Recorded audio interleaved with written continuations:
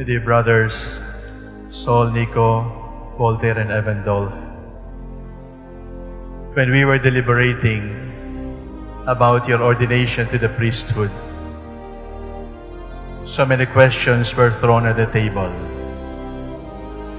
How were they as students? How are their grades? Are they good with human relations? Are they good in public speaking? Are they on time for the prayers? Can they relate with the other seminarians well? And then it dawned on me, all our questions were about your strengths. I think we need to ask the question, what are your weaknesses? And are you weak enough to become priests? You need to be weak in order to be priests. Because sometimes our own strengths become obstacles for the grace of God to be shown in our lives. Are you weak enough so that the power of Christ can truly shine through you? Buti na lang you're not so good looking, then you are not an obstacle for us to be reminded of the beauty of God. But we are not looking for supermen. We are not looking for super seminarians. We looked for weak seminarians in whom the power, the strength of God can truly shine. And this morning, do not dare to boast, because you were called because of your weaknesses.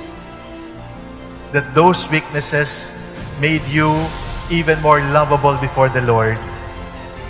Where sin abounds, where weakness abounds, grace abounds all the more.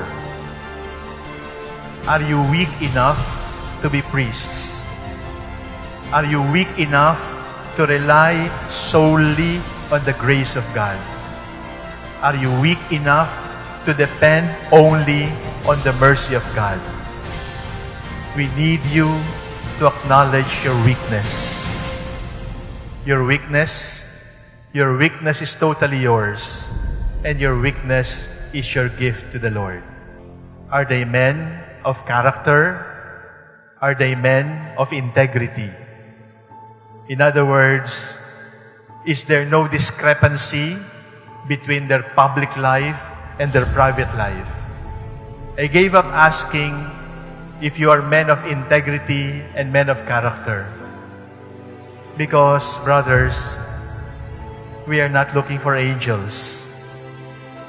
We are looking for men who can be priests. And therefore, my second question to ask is he broken enough to be a priest? Because if there is not enough brokenness, there is not enough participation in the passion, in the dying of the Lord. And seminary formation is an exercise, is a formation in breaking and breaking and breaking until you are crushed. And when you are crushed, God will put you back, this time into a beautiful mosaic, so that you can become life givers for others.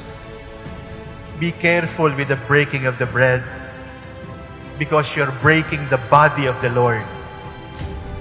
And if you break the body of the Lord, you also promise the Lord, Lord, break me. I give you permission to break my body. Brothers, I need to warn you, sometimes that breaking of your heart can come from me. I might hurt you. Or from your brother priests. They might hurt you. But when you are hurt by your brothers, when you are hurt by your archbishop, consider it as a breaking, so that you may be finer and finer, so that more and more you can become life givers. There is no holiness without a willingness to be broken like the body of the Lord. If they gossip about you, if they ignore you, if they take you for granted, if they calumniate you, whisper a prayer of thanksgiving, because when they break you, you share in the breaking of the body of the Lord.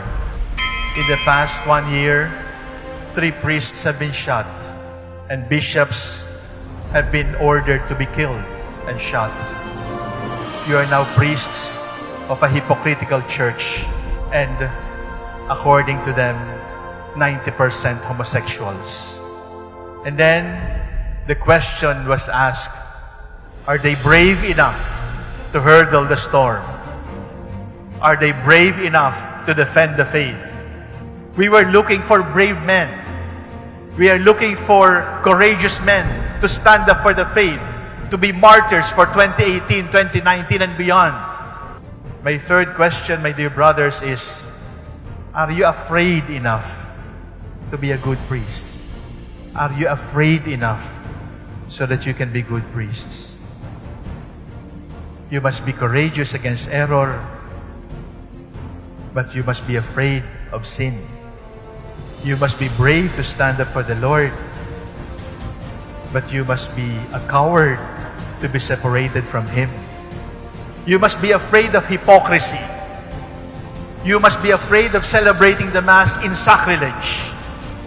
You must be afraid of lying. You must be afraid of lust. You must be afraid of stealing money from the people. You must be afraid of comfort. You must be afraid of convenience, because all of these distract you from your real vocation. God knows you more than you know yourself.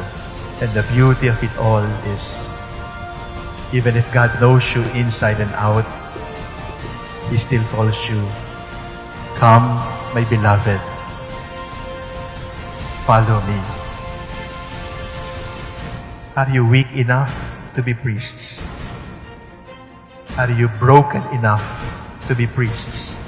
Are you afraid enough to be priests?